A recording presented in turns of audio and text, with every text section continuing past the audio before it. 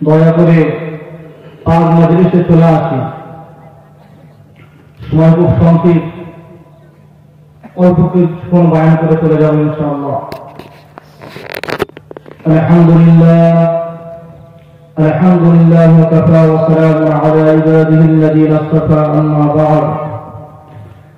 ফাউযু বিল্লাহি মিনাশ শাইতানির রাজীম।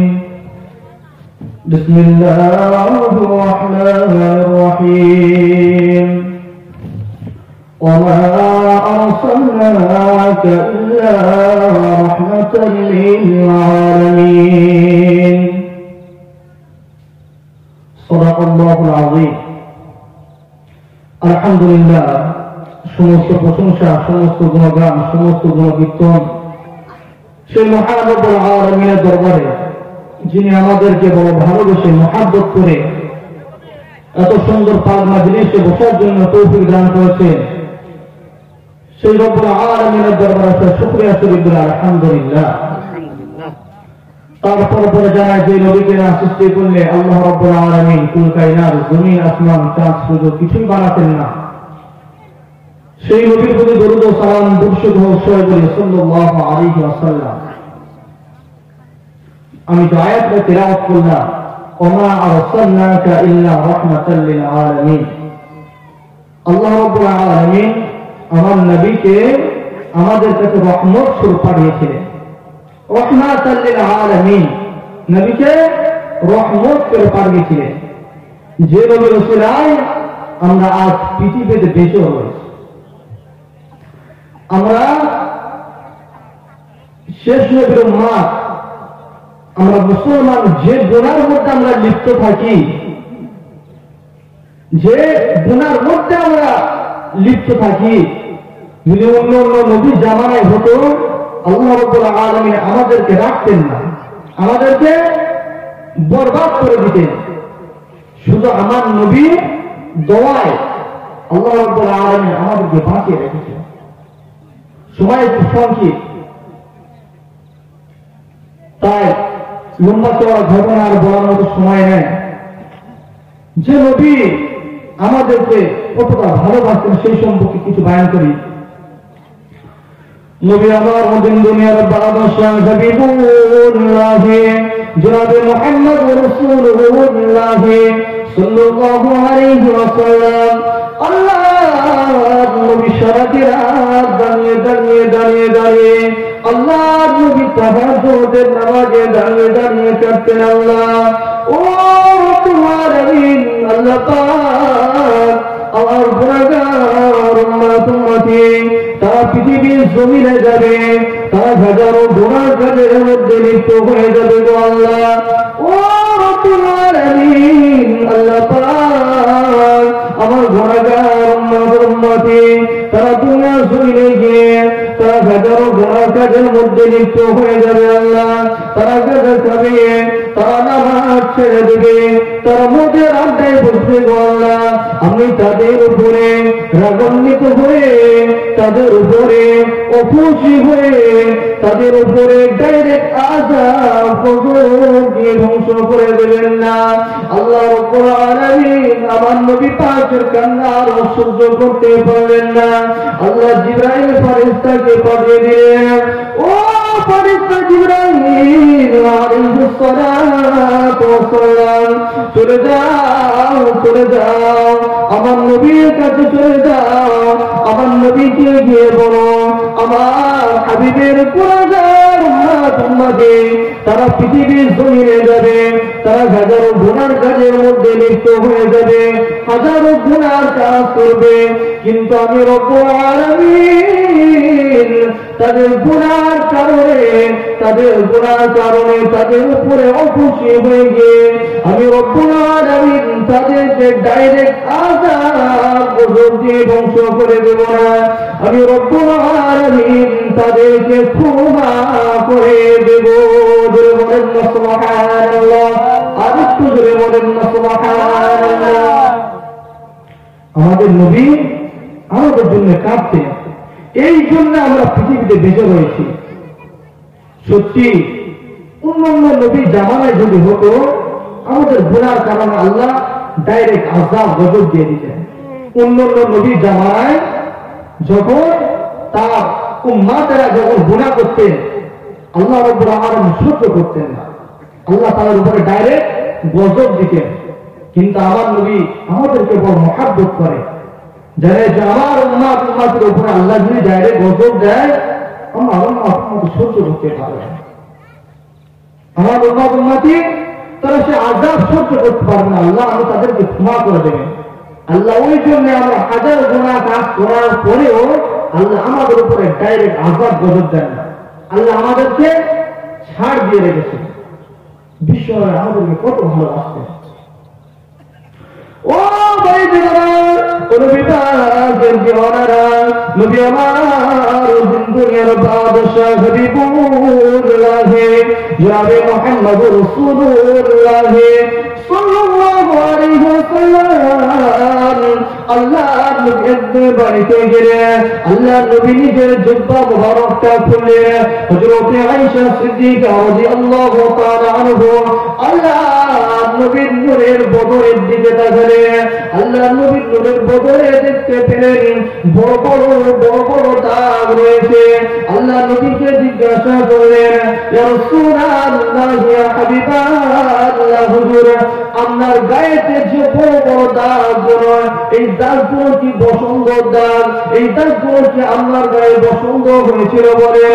আল্লাহ নবী হযরত আয়েশা সিদ্দিকার কথা শুনে আল্লাহ নবীকে দেখলেন, ও বিবি আয়েশা সিদ্দিকা, তুমি কি কথা আমাকে জিজ্ঞাসা করলে? বিবি আয়েশা, আমি রাসূলুল্লাহ আমার ভিতরের বেটাটা তুমি জাগ্রত করে দিয়েছো। বিবি আয়েশা, ও বিবি আয়েশা, আমি রাসূলুল্লাহ গোলাম উম্মতের কান্ডারি। বলেন না সুবহানাল্লাহ। আল্লাহ নবীর গায়েতে বড় বড় দাগ হয়েছে। আয়েশা সিদ্দিকা গিয়ে দেখছে বিশ্ব নবীর গায়েতে বড় বড় দাগ। আল্লাহ নবীকে জিজ্ঞাসা করলেন, হুজুর এই দাগটাকে আপনার গায়ে ছোটবেলা বসন্ত হয়েছিল? আল্লাহ নবী খেয়ে ফেলে কিছুক্ষণ আল্লাহ নবী চুপচাপ মেরে কাঁদছে। কাঁদার পরে আল্লাহ নবী আবার স্বাভাবিক অবস্থাতে ফিরে আসলেন। নবী আমার দুনিয়ার বাদশাহ হাবিবুল্লাহ জনাবে মুহাম্মদুর রাসূলুল্লাহ সাল্লাল্লাহু আলাইহি ওয়াসাল্লাম বিবি আয়েশাকে বললেন, ও বিবি আয়েশা, আমি রাসূলুল্লাহ আমার ভিতরে বেটা তুমি কেন জাগ্রত করে দিলে? বিবি আয়েশা, আমি আল্লাহ পাকের এমন একটি নবী, আমি আল্লাহ পাকের এমন একটি বন্ধু, আমি রাসূলুল্লাহ আমার গায়েতে বসন্ত হওয়া বলে গোটা, আমি রাসূলুল্লাহ আমার গায়েতে মশা মাছি পোশাকে আল্লাহ রাব্বুল আলামিন তাদের জন্য হারাম করে দিয়েছে। বলেন না সুবহানাল্লাহ। আরেকটু জোরে বলেন না সুবহানাল্লাহ। বললেন, বিবি আয়েশা, তুমি বলছো আমার গায়েতে বসন্ত হয়েছে, এটা বসন্তর দাগ নয়, এটা বসন্তর দাগ নয়। যে নবীর গায়েতে মশা মাছি বসে না, সেই নবীর গায়ে তুমি কিভাবে ভাবলে যে আমার গায়েতে বসন্ত হয়েছে? ও বিবি আয়েশা সিদ্দিকা, আমি রাসূলুল্লাহ যখন তায়েফের জমিনে গিয়েছিলাম, তায়েফবাসীকে বোঝাতে গিয়েছিলাম, ও তায়েফবাসীর লোকেরা, তোমরা গাছকে পূজা করো না, তোমরা আগুনকে পূজা করো না, তোমরা মানুষকে পূজা করো না, আল্লাহকে এক করে মেনে নাও, আমি তার রাসূল, আমাকে রাসূল করে মেনে নাও। তায়েফের দুষ্ট ছেলেরা, আমি রাসূলুল্লাহ আমাকে না চিনে, আমি রাসূলুল্লাহ আমার গায়েতে বড় পাথর মেরেছিল। বিবি আয়েশা, আমি রাসূলুল্লাহ তায়েফের জমিনে তিনবার বেহুশ হয়ে গিয়েছিলাম। বিবি আয়েশা, আমি রাসূলুল্লাহ যেদিন বেহুশ হয়ে গিয়েছিলাম, তায়েফের দুষ্ট ছেলেরা আমাকে তুলে আবার আমাকে ছেড়ে দিয়ে পিছন পাল্টা আমাকে আবার পাথর মেরেছিল। বিবি আয়েশা, ও বিবি আয়েশা, এটা হলো আমার তায়েফের জমিনের পাথরের আঘাতের দাগ। বললেন, বিবি আয়েশা, তায়েফের জমিনে আমাকে পাথর মেরেছিল। রাসূলুল্লাহকে আমরা সকলে জানি যে তায়েফের জমিনে পাথর মারা হয়েছিল।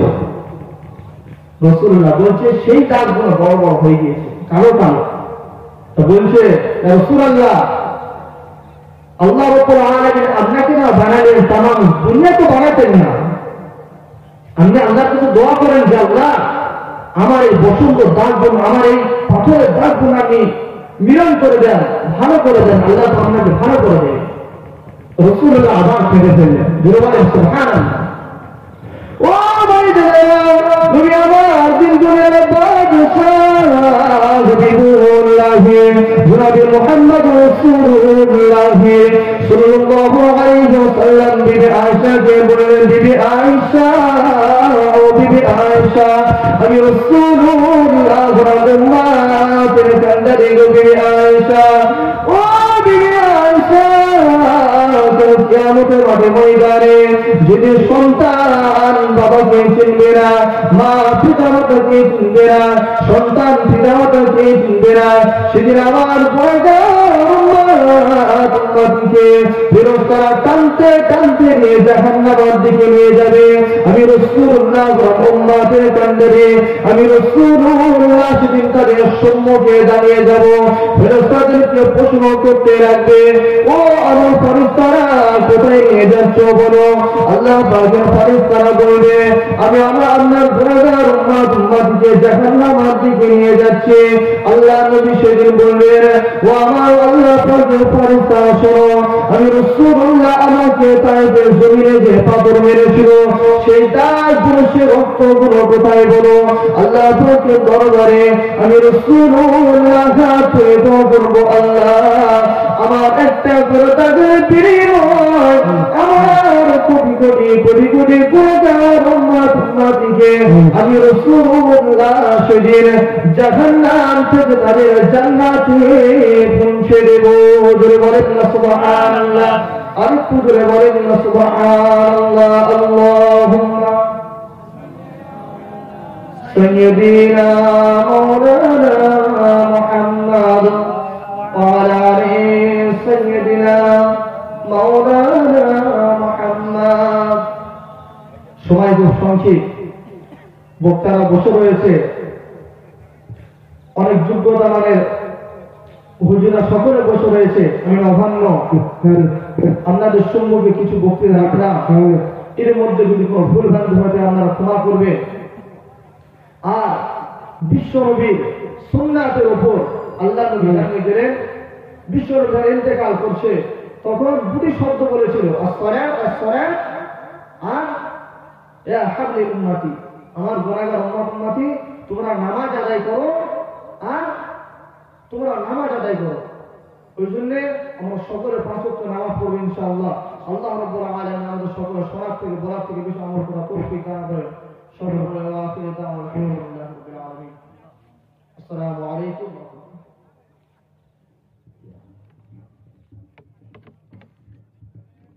আসসালামু আলাইকুম। মাশাআল্লাহ।